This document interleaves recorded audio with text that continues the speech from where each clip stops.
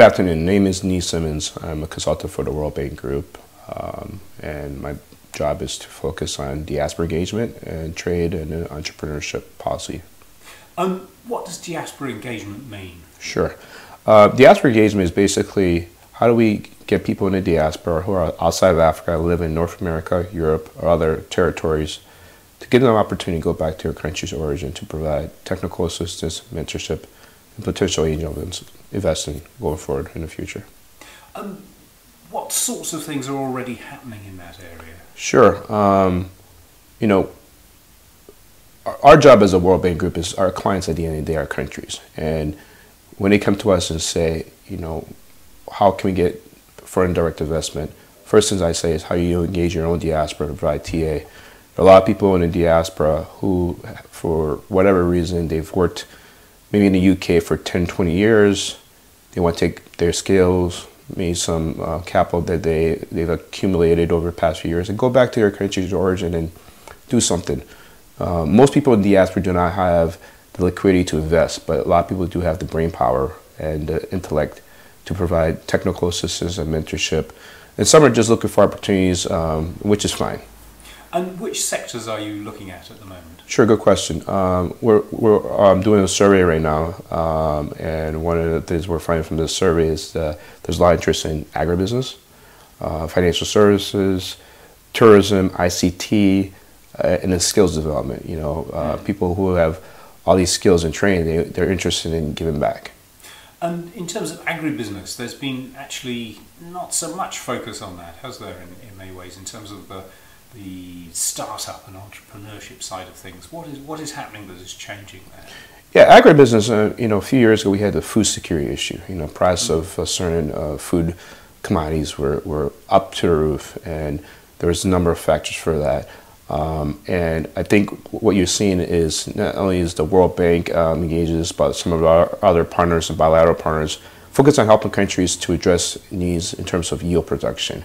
And in terms of opportunities, there's so many opportunities for somebody to get involved in the agribusiness supply chain. You know, everything from the storage of foods, energy production is a big issue. You know, I think people who have experiences working for industrial conglomerate like General Electric or Siemens, who has engineering background that can help with building, you know, innovative, tropically tolerant opportunities for power production. You know, cold storage, you know, marketing of foods, you know, IT management systems, you know, getting, helping farmers getting their crops to certain markets. A lot of these farmers also have, you know, a lot of foods go spoiled because they can't get it to market. So if somebody could come up with some sort of a logistics platform or a way to get foods from one point of entry to another point. Taking foods and turn into some value-added commodity that can go into a supermarket like a Tesco or even local conditions. So there's so many opportunities in the agribusiness value chain. And who is already doing anything in terms of, say, innovation in agriculture? Sure. So what you're seeing is some of the multinationals, like in Nestle, are putting actually together centers of excellence or labs in certain countries. Once a company does that, you know that they see an opportunity for a local market. You know, right now, Nestle's West Africa lab is in Cote d'Ivoire. Okay. They didn't do it in Nigeria, Ghana. They did Cote d'Ivoire for whatever business region, which is good. You know. So, what sort of work is the Nestle lab doing? You know, right now they're looking. You know, African have a different taste than other. Each market has a different taste, you know. Yeah. You know, for instance, when Coke goes into India or Japan, they probably have to do certain soft drinks for that local market. I think what Nestle's decided is, yeah, they can't just bring in foods from America too. They have to look at local conditions. So, yeah, I mean, they're looking at infant. You know, right now there are a lot of entrepreneurs, or there are a lot of opportunities for people to use plantain, cassava. So Nestle's looking at those type of opportunities. I mean, and then you have, you know, people like Unilever. You know, they're trying to look at. Unilever is not doing anything in terms of innovation, but I think over time you'll see some of these conglomerates put actually labs in place in Africa so that they can come out with new, innovative food crops and that sort of thing for this market. And you were talking to me earlier about boot camps for people who work in agriculture. Describe to me that work. Sure. So one of the things that I do on the side for the past 4 or 5 years is through my colleagues is we do a series of boot camps. Once a year we go to a certain country. Most of the time it's Ghana.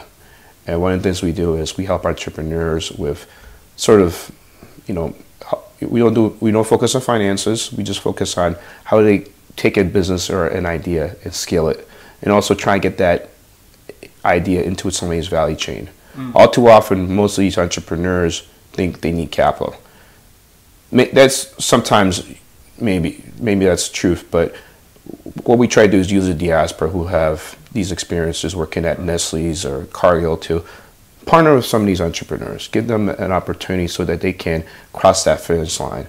And if they fail, it's okay. Failure is good because they know how to do that business. But I think one of the things we do is after the end of the boot camp, we do sort of like a Dragon's Den where people are pitching their idea to local investors, and a lot of these investors are looking for deal flow. So this gives them an opportunity to sort of pick and choose ideas that can be, part of their, their fund or what have you.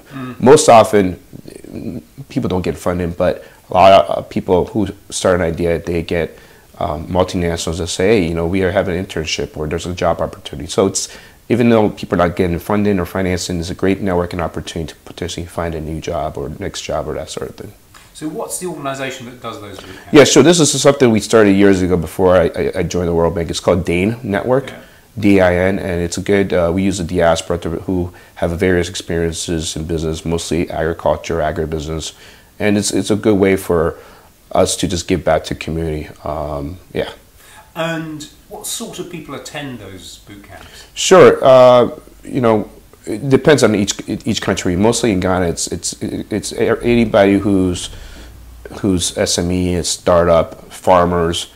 The issue with the farmers is some of these farmers are illiterate, so we have to be careful to invite co-operators or farmers who are in groups for economies of scale. It helps that you have to have some sort of a level of education where you can put together some sort of a business plan, although we don't want people to put together financial statements. That's not our job. Our job is to get people to look at opportunities in agribusiness, get them to think outside the box, and give them opportunities for hope. And how might this work in the ICT area? What would your thoughts be on that? So, my background is not agribusiness per se. I used to be a tech entrepreneur, and I'm glad that my experience in technology has really helped me with agribusiness, because in technology you're always pitching your idea. Now with agribusiness, in the West, everything is linked through ICT. And in Africa, because the conditions are so vast, each country, there's countries that don't have any electricity. There's countries that, you mentioned earlier about Kenya have a surplus of energy. If somebody can come up with innovative ideas, tropically tolerant solutions that can help countries or companies get to a market, or to help farmers with alleviating food spoilage, or to help Coke right now, they are having an issue with getting the right product. Diageo, they're having an issue of getting the right type of cassava with the right type of starch content. Yeah, somebody could come making a cassava beer. Exactly. Yeah. So if there's scientists or engineers that could come in and help, with integrating some sort of ICT or technology into the processes, that could be a multi-million-dollar business.